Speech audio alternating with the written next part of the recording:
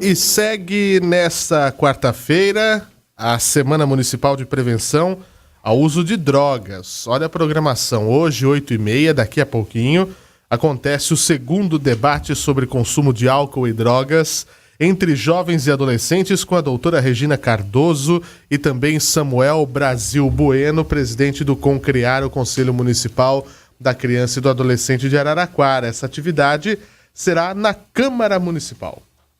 Às 19 horas, a palestra sobre prevenção ao uso de drogas e drogas na atualidade com Márcio Servino, no Teatro do SESI. Toda a programação é gratuita e conta com o apoio de várias instituições.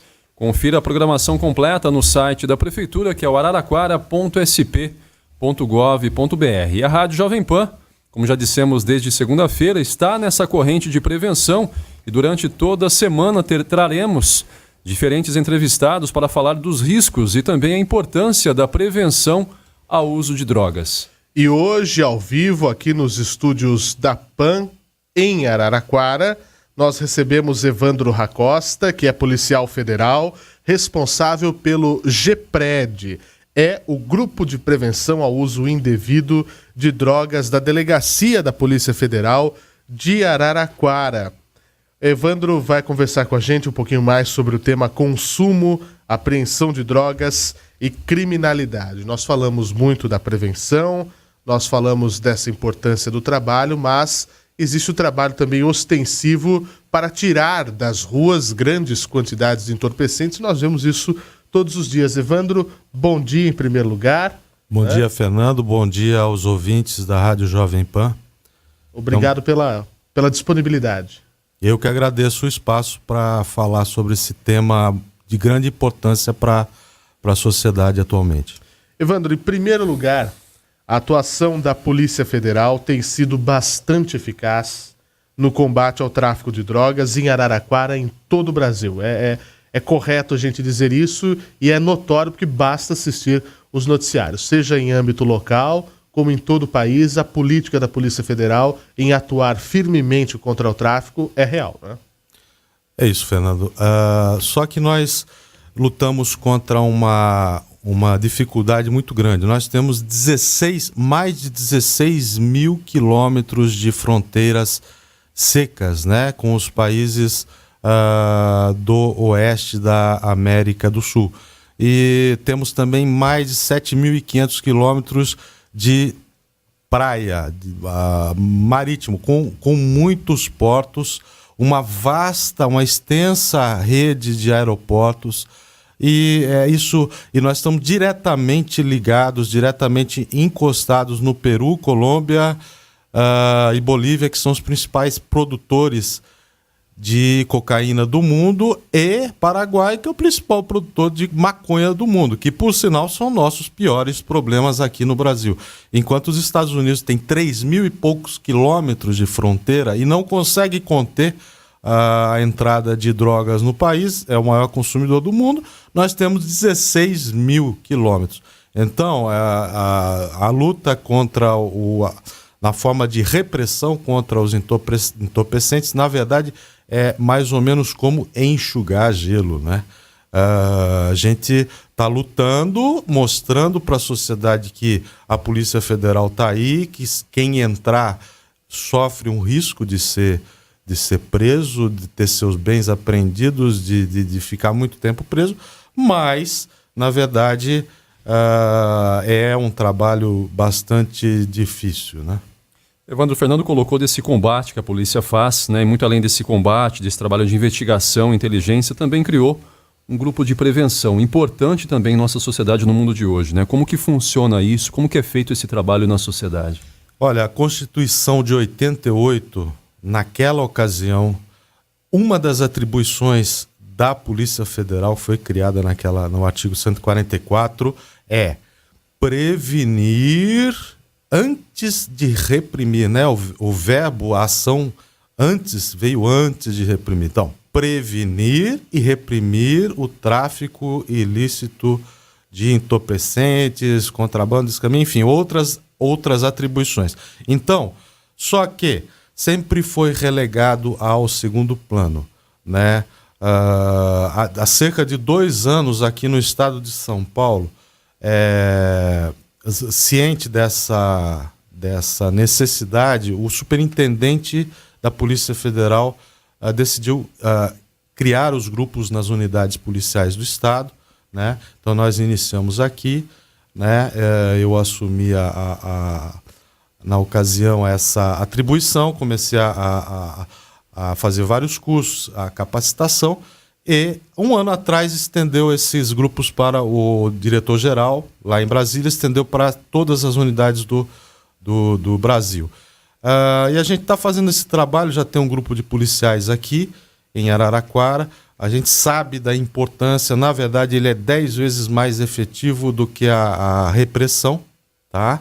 Porque ele tira aquele jovem, aquele adolescente da necessidade, ele esclarece ao adolescente sobre os efeitos, os malefícios, os problemas que a droga causa desde o início. Então o adolescente ele fica mais protegido dos traficantes da droga e ele vai buscar outras coisas para fazer porque sabe do problema. Então, é um trabalho bastante efetivo, né? E a gente tá entusiasmado. Começamos agora recentemente com algumas palestras, algumas atividades, e tem sido muito, na prática, tem funcionado bem. A gente tem tido um bom retorno desses jovens, tá? A gente está bastante contente com esse trabalho. Não, volto a dizer, não que a repressão não seja importante e necessária, mas a gente precisa ampliar as ações de prevenção. Evandro, hoje então, qual é o maior desafio do trabalho de vocês? O maior desafio é conseguir realmente mais policiais que tenham a intenção de evoluir nesse trabalho, porque é um trabalho, lá dentro a gente faz sem prejuízo das nossas atribuições normais de repressão, de polícia judiciária, etc. E avançar, ter o apoio, né, da sociedade, a demanda, as pessoas valorizarem mais isso e quererem obter essa capacitação, né? É uma divulgação até pela imprensa, né? É importante, a imprensa é um parceiro fundamental em todo tipo de trabalho. Evandro, a gente tem visto muito isso, acho que até o Fernando se recorda muito de dia a dia ocorrências trazem mesmo essa audácia dos criminosos, né, escondendo as drogas em malas, carros, caminhões, em lugares imperceptíveis. Essa é a grande dificuldade hoje da Polícia Federal de realmente desvendar esses novos caminhos que esses traficantes acabam buscando para poder, de alguma forma, esconder esse trabalho? Sem dúvida. As organizações criminosas, elas optam por um meio de realizar o tráfico de entorpecentes. E quando começa a ser descoberto essa forma de agir, eles automaticamente, rapidamente, eles mudam a forma de atuar.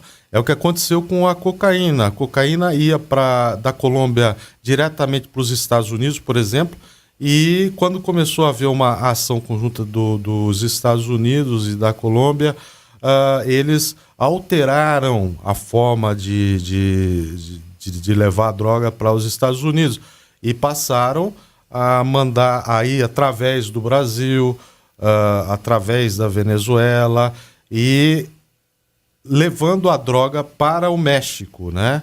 Aí o México faz atualmente a distribuição, o tráfico para os Estados Unidos através da fronteira, né? Então realmente é difícil, é um trabalho de gato e rato mesmo. E a polícia está sempre trabalhando nesse sentido de descobrir o que eles vão fazer, o que estão fazendo, né? Complementando, como vocês também têm um núcleo de inteligência, vocês também percebem que esse mesmo núcleo também está dentro desse crime, né?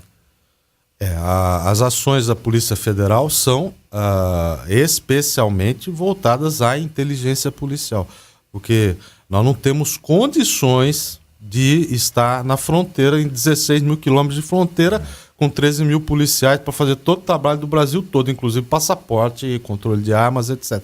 Então é impossível, dentro da situação, da disponibilidade atual de policiais, fazer esse trabalho. Então, o trabalho é mais voltado à inteligência policial. informações, dados, denúncias, enfim, é nesse sentido que a Polícia Federal tem agido mais. E você trouxe para a gente, Evandro, alguns dados, um panorama, né, do consumo de droga, da evolução disso. O que você tem para nos dizer sobre isso? Olha, tem sido bastante problemática a situação das drogas. A gente verifica um aumento grande. No mundo, praticamente estabilizou nos últimos anos, de 2009 a 2012, praticamente passou o consumo de 4,8% de pessoas de 15 a 64 anos, né? Em 2012 foi para 5%. Então, de 210 milhões de usuários, pelo menos uma vez em 2009, foi para 243 milhões, tá? Então houve, a nível de mundo, até uma certa estabilização. Isso não quer dizer que o problema não ocorra, em especial no Brasil. No Brasil nós temos uma situação, a gente está batendo recordes, não é de PIB não, nós estamos batendo recordes de aumento de consumo de drogas, tá? De cocaína, teve uma explosão do consumo de cocaína e a maconha também aumentou, tá? No Brasil, nós tivemos em 2005 um percentual de 0,7% da população usando cocaína, e em 2011 essa taxa chegou a 1,75%, né?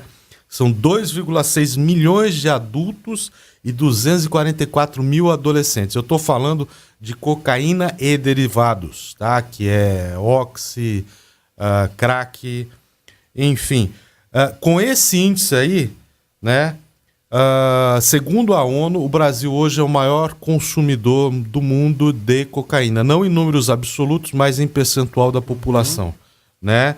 Então esse é um número alarmante, né? Em relação à maconha, a gente teve um aumento sobre os adolescentes, né? Hoje já tem 500 mil de adolescentes utilizando. Em 2012 utilizaram a maconha pelo menos uma vez no ano, né? E adultos já passou dos 3 milhões de usuários, né? E aí nós temos aí também problemas que têm ocorrido com o êxtase. O êxtase está numa evolução violenta na contramão do mundo, inclusive, né? Só para se ter uma noção do problema, em 2010 foram apreendidos no Brasil, 2.740 comprimidos de êxtase, né? Que é chamado balinha, as pessoas drogas balinha, sintéticas, né? É uma droga sintética, altamente prejudicial ao organismo.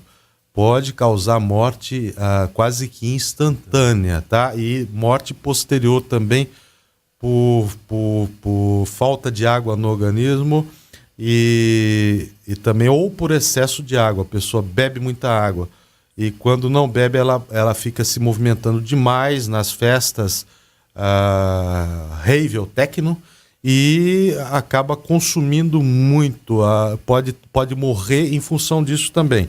Então, partiu de 2010, teve uma explosão de 2010 a 2011, 2.740 comprimidos apreendidos em 2010, em 2011 foi para 259 mil, quer dizer, Deus. Quase 10 vezes mais. E hoje, foi subindo, hoje nós estamos em 2014, 875 mil comprimidos apreendidos, tá? Então, é alarmante. Eu tive a oportunidade de vivenciar isso em Santos. Eu passei agora, recentemente, tive 3 meses de missão lá no Porto de Santos, nos cruzeiros marítimos, 3, 4 mil passageiros por dia lá, e a gente viu a quantidade de êxtase que está sendo usada. Realmente foram muitas apreensões. O LSD, que é outro problema no nosso país, o chamado selinho ou docinho, né? Ele é altamente alucinógeno, perigoso, existem riscos violentos da pessoa achar que é um pássaro e querer voar lá de cima do prédio e coisas desse gênero.